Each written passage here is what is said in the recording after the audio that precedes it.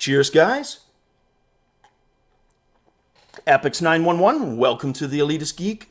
VR news for Thursday, October 13th, 2016. And unless you've been living under a rock for the last few months to a year, you know what today is.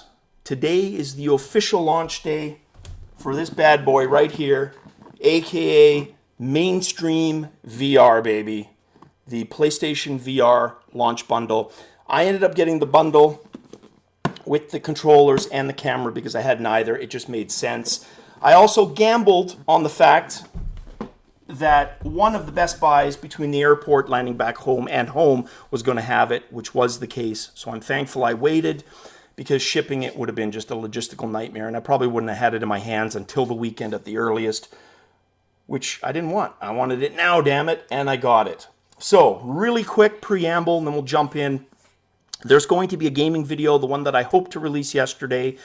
There's a lot of PlayStation VR content in there, so I decided to just wait until I had that in my hands and refilm the portions that I filmed in the hotel room in the man cave at 60 frames, as opposed to what my laptop was giving me, which wasn't that good. I wasn't happy with it. So, really quick, Vegas. Was it enjoyable? Absolutely. Would I go again? Probably not, unless it was to go see, maybe the Vancouver Canucks play at T-Mobile. When you're not a gambler, which I'm not, neither is my wife, it just kind of dulls the whole purpose of a trip there. So it was great to say we've seen it, been there, done that. We'll probably do things around Vegas, like 4 or 5 hours away, go see the Grand Canyon, that sort of stuff.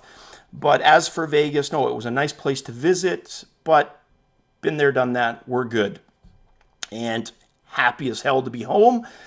Perfect storm of events, literally. There's a massive storm rolling in, so I'm going to try to get these videos out fairly quick. The storm is expected to hit, like I'm filming this right now, 6:45 Pacific Standard Time. The storm is probably going to hit between 9 and 9:30 Pacific Standard Time. So I've literally got about 2.5 hours, I figure, before I possibly lose power. And hundreds of thousands of homes are expected to lose power.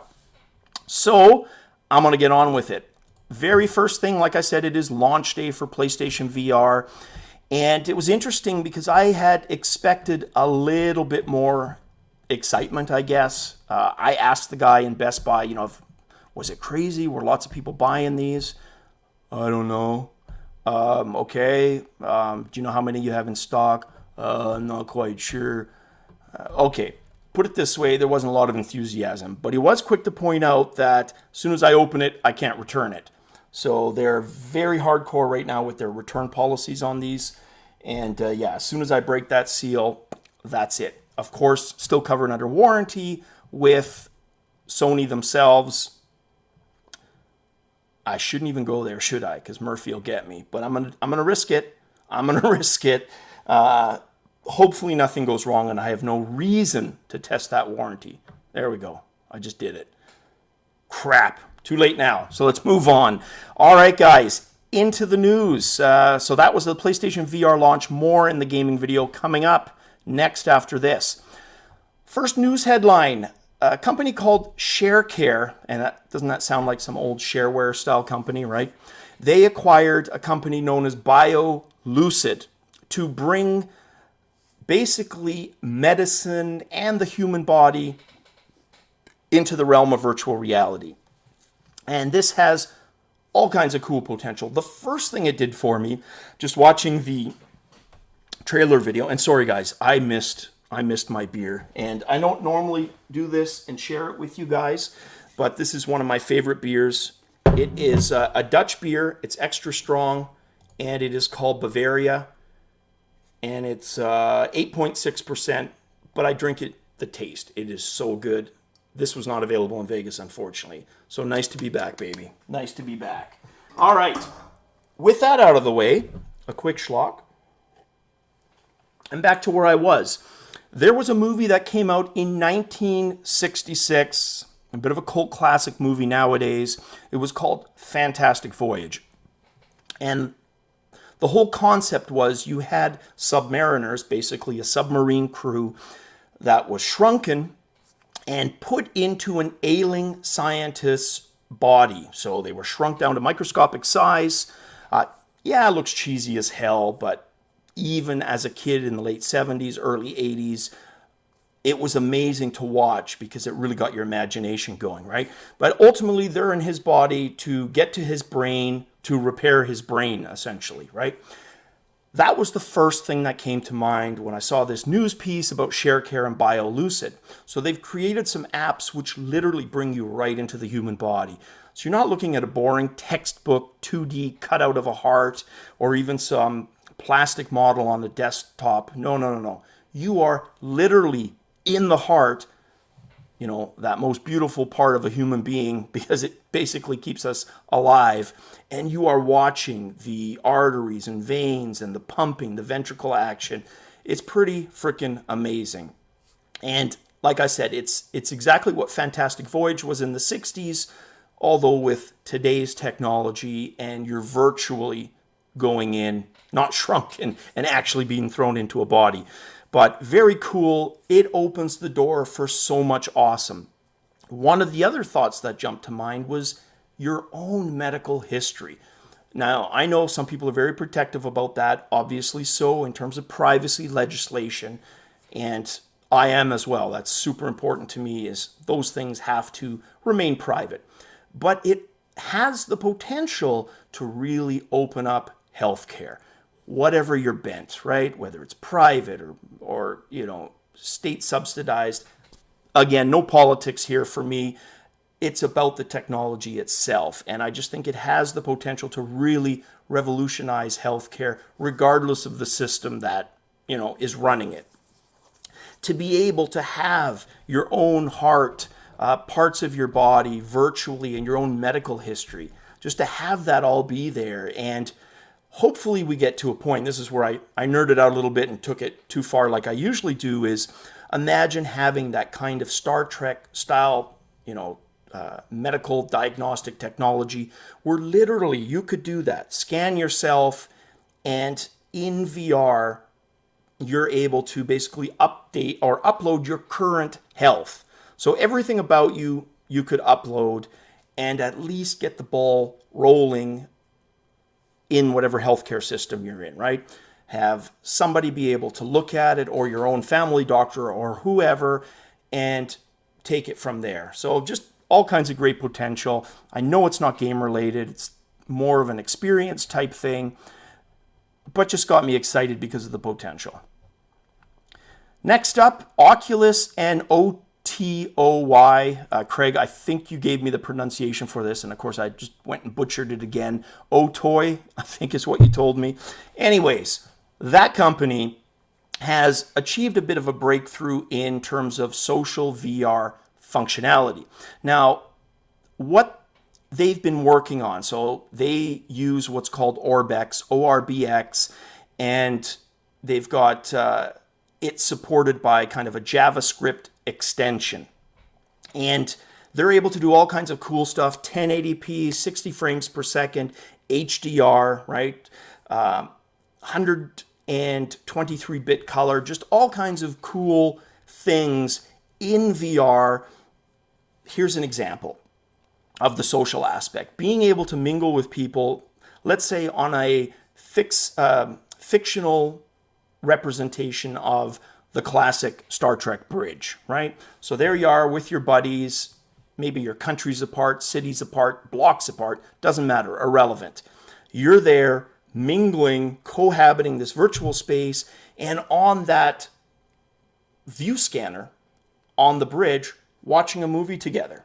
Like, there's just all kinds of neat potential. And when I announced some of the awards, I think it's AltSpace. A few of you have, you know, wanted me to try that out, and shamefully, I still haven't tried it out. But it'll come. I will get to that. It will happen. I'm thinking of not doing the trip to Holland in December, which would be 2 weeks, and just doing another staycation. It was great last time. I was able to push a lot of content out. So I may do that. We'll see. But anyways, yeah, check that out. Link below. OTOY is the company, and working together with Oculus, working on some really cool potential social aspects of VR. And that was also a separate story a few days ago where, I disputed, the notion of I forget who it was, that it's not social. It can be, absolutely can be, and I think a lot of you agreed with that. All right, a tweet today that was causing a bit of a stir. It was a Steam tweet from the Steam Dev Days event in Seattle. And it was Dave Oshry who tweeted the tweet. And basically what he said in there was that they are adding 1,000 new VR users on Steam every day. Now, obviously, anytime anybody throws a statistic out, you want proof, you want validity, you want to be able to qualify a statement like that, right? Which we can't do. We can just kind of take it at face value and, tear it apart a little bit. And what does that tell us? Well, it tells us that potentially you've got 30,000 new Steam VR users a month, which, almost 500,000 after a year. That still falls in line, if that's accurate, with Sony PlayStation. I love to bring up that example because, it is a good example for what ended up being a very popular device that had a slow start. It was slow and steady. 18 months to break 1 million units worldwide, right? And then ultimately went on to sell tens of millions. Not to say that's going to happen with VR, but it's certainly a model that I would hope to see happen with VR. So whatever the truth is behind that tweet, it's nice to just at least look at that and say, wow, if that is true, that's awesome.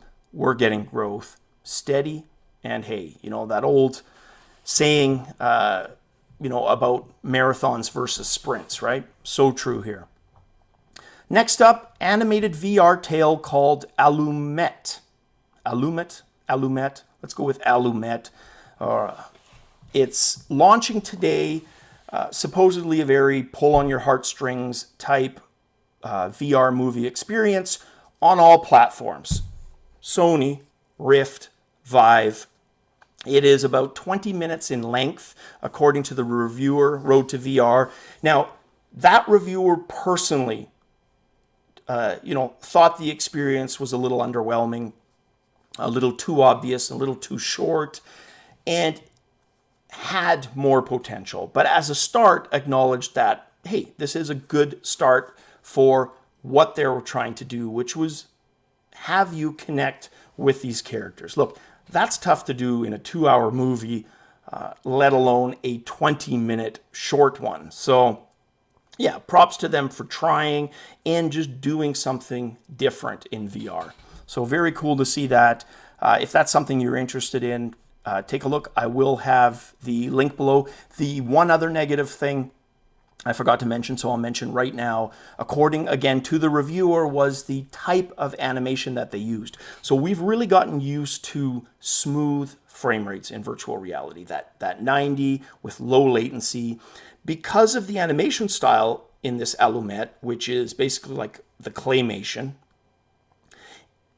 it appears, very juddery because it looks like that claymation is only 12 to 15 frames per second, right? Kind of like the videos that I uploaded from the hotel room. They don't look as smooth as they could be, right? That was his other big complaint with this. So I'm going to try it out if I have some free time and check it out. 20 minutes, that's not too bad. Maybe tomorrow during Friday gaming night while we're loading up the oven with the Zaw. Hey, there's your 20 minutes. I'll check it out. Next up, a movie that I haven't watched, may never watch, well, we'll see. 50 Shades of Grey. The director for 50 Shades is busy creating a VR tie-in experience for the film, which he says is going to have lots of action. Now, I'm assuming, we are in agreement on what that action is probably going to be. So where I'm interested in this is if they do 360 innovatively, right? In other words, they do 360 and try to add something to the equation, as opposed to just doing what every other Tom, Dick, and Harry and porn company is doing, for the most part, which is the fish lens horrible 360. So if they go and they push the envelope truly, like how the director says he wants to, yeah, there's some really good potential here, regardless of the fact of whether you like or hell even agree with the subject matter. If it can help push that industry in the right direction, that might be a small win out of an otherwise, boring or unnecessary experience for you personally, right?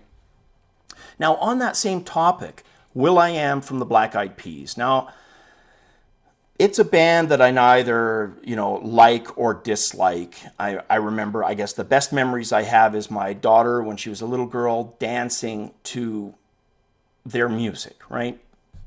Now, there is a singer, and of course I'm just drawing a blank on what her name is, but she's got a decent voice. She can sing live. She's shown that.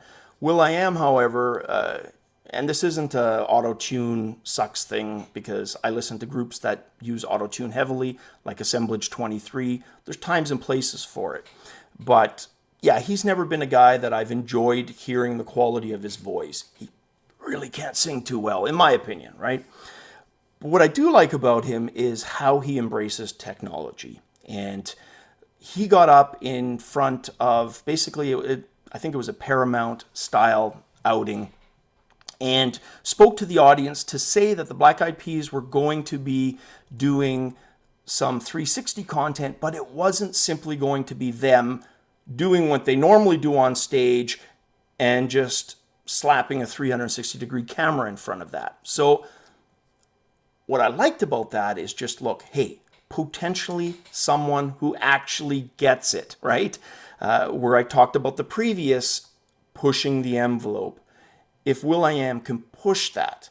And right now, the experiences for me have varied from abysmal to, I would say, just okay. And the Joan Jett experience being the, probably the best of any of them that I had watched to date. And I still only think of that as just okay, right? So if they can push the envelope, will.i.am, Black Eyed Peas, and truly do something unique and new and that really challenges virtual reality and 360, I'd be all over that. I definitely give it the time of day and check it out, evaluate it, and experience it. So there you have it, guys. I can't wait to open this bad boy here, and I will start working on that gaming video stat. As always, cheers, guys, and definitely, especially now, ×4, catch you on the VR flip side.